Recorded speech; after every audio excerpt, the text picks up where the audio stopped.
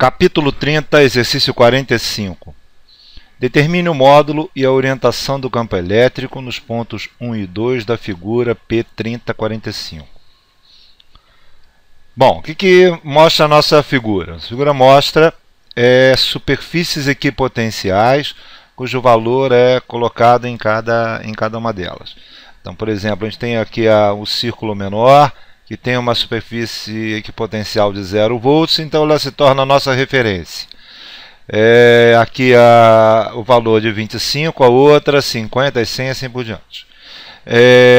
Por trás a gente tem uma grade para marcação de distância. Essa grade são feitas de quadrados de 1 centímetro. Bom, como é que a gente resolve esse problema? A gente resolve esse problema sabendo que o nosso campo elétrico tem uma relação com a diferença potencial, com o potencial em cada ponto, de tal forma que o nosso campo elétrico é, na verdade, a taxa de variação do potencial pela distância. Isso é, na verdade, o nosso vetor campo elétrico, se a gente for falar de forma geral, é igual a menos o gradiente do potencial. Então, aqui em uma dimensão, na direção x, ele é, na verdade, a taxa de variação com relação a x. Bem, o que a gente vai fazer? Nós vamos usar isso nos pontos 1 e 2. Então, por exemplo, no ponto 1, perceba que no ponto 1 ele está exatamente em cima de uma equipotencial de 50 volts. Então, o potencial nele é 50 volts. O ponto de cima, a 1 centímetro de distância, é, na verdade, um ponto de 100 volts. Certo? Então ele é um ponto de 100 volts aqui em cima, certo? E embaixo, a 1 centímetro de distância, é 25. Então, 50 para 100 é 50 volts, 50 para 25 é 25 volts. Perceba que está diminuindo, diminuiu em cima, a diferença de potencial é maior na mesma distância, embaixo a diferença de potencial é menor na mesma distância. Bom, o que a gente pode fazer é, na verdade, calcular o campo elétrico médio. Então, o campo elétrico médio nessa distância, que a gente faz? Pega o potencial embaixo, que é 25, pega o potencial em cima, que é 100, e a diferença de potencial entre esses dois dividido pela essa distância vai me dar o campo elétrico médio nesse ponto 1. O ideal é que a gente soubesse, na verdade, qual é o perfil, né, qual é a função que esse potencial varia entre... vamos chamar aqui de ponto A e o ponto B, certo? Então, o ideal é que a gente soubesse como é que esse campo varia, e a gente saberia qual é a derivada, mas a gente não sabe. Na verdade, a gente tem valores pontuais, e o que a gente pode fazer no máximo, como eu já disse, é calcular o valor médio. Bem, tem outra coisa. Qual vai ser a direção do campo elétrico? Qual a orientação dele? Bom, a gente sabe que o campo elétrico ele tem que ser sempre perpendicular à equipotencial. Perpendicular à equipotencial por um motivo muito simples. Se você tiver alguma componente do campo elétrico na direção da curva, certo? Vamos supor que o nosso campo elétrico estivesse nessa direção, por exemplo. Né? Eu teria uma componente perpendicular e teria uma componente paralela à curva.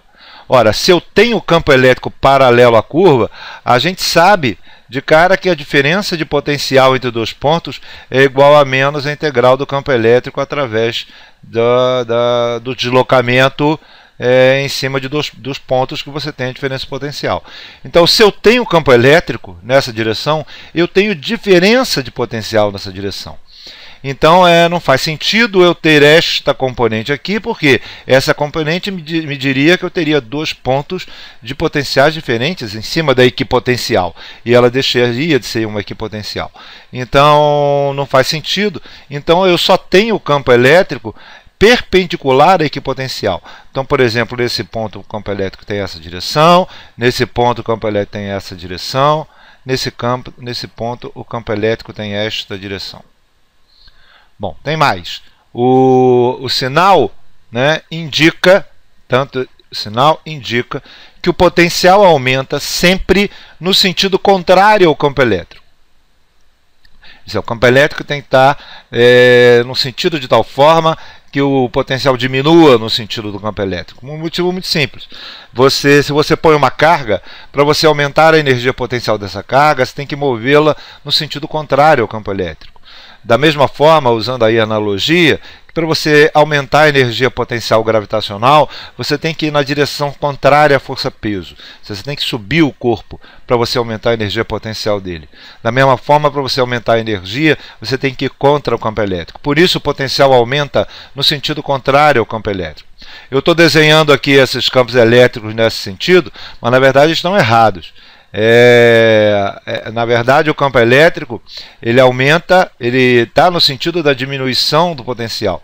Então, em todos os pontos que eu coloquei o campo elétrico aqui, perpendicular à equipotencial, na verdade, o meu campo elétrico tem este sentido que está aqui, certo?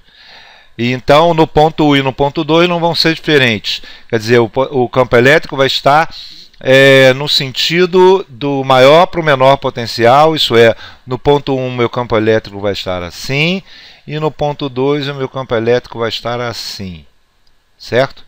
Isso é, do maior potencial, no ponto 2 o maior é o 100 que está aqui, o menor é o 25 que está aqui.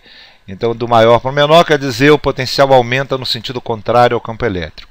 Então, esses vão ser, no caso 1 e no 2, as orientações do campo elétrico. Bom, como eu comentei, como a gente não conhece o perfil do potencial, o único jeito é a gente calcular o campo elétrico médio. Então, o campo elétrico médio no ponto 1, ele é, na verdade, o potencial em A menos, vamos lá, menos o potencial em B, menos o potencial em A, dividido pela distância, né, pela distância entre A e B. Então ficaria menos, potencial em B é 25, o potencial em A é 100, dividido pela distância, que é 2 centímetros. Isso é 2 vezes 10 a menos 2. Isso faz 75, dividido por 2, 37,5, vezes 10 a 2. Isso é, nosso campo elétrico médio no ponto 1 é 3.750 volts por metro, ou 37,5 volts por centímetro. Bom, entre o ponto 1 e o ponto A, o campo elétrico médio é 50 volts por centímetro, né? Que a distância é 1 centímetro, você perceba que é 50 volts por centímetro. E entre o ponto 1 e o ponto B, o campo elétrico médio é de 25 volts por centímetro. Então, dessa forma, o campo elétrico médio total entre A e B, que seria o campo elétrico médio no ponto 1, dá 37,5 volts por centímetro. Bem, vamos lá no ponto 2. A gente então já caracterizou como é que a gente vai fazer. Eu vou chamar aqui de ponto C e ponto D, e vou dizer o seguinte, meu campo elétrico médio no ponto 2, que eu vou ter exatamente o mesmo problema, né? O ponto C é o potencial de 100 volts, e fica a uma distância de meio centímetro do ponto 2, e o ponto 2 com a distância de meio centímetro do ponto D. Só que o ponto D, o potencial é de 25. Então essa diferença de potencial entre 2 e D é diferente da diferença de potencial entre 2 e C. Consequentemente, a gente vai calcular o potencial médio usando os pontos D e C. Dessa forma fica menos o potencial em D, menos o potencial em C, dividido pela distância entre os dois. Então, vai dar menos o potencial em D, que é 25, menos o potencial em C, que é 100, dividido pela distância entre os dois, olhando pela grade. O ponto D é metade da distância da grade, o ponto C também. Então, a distância entre C e D é de 1 centímetro. 1 vezes 10 a menos 2. Isso nos dá 25 menos 100, a menos 75, com menos mais 75, vezes 10 a 2, que é 0,0 volts por metro.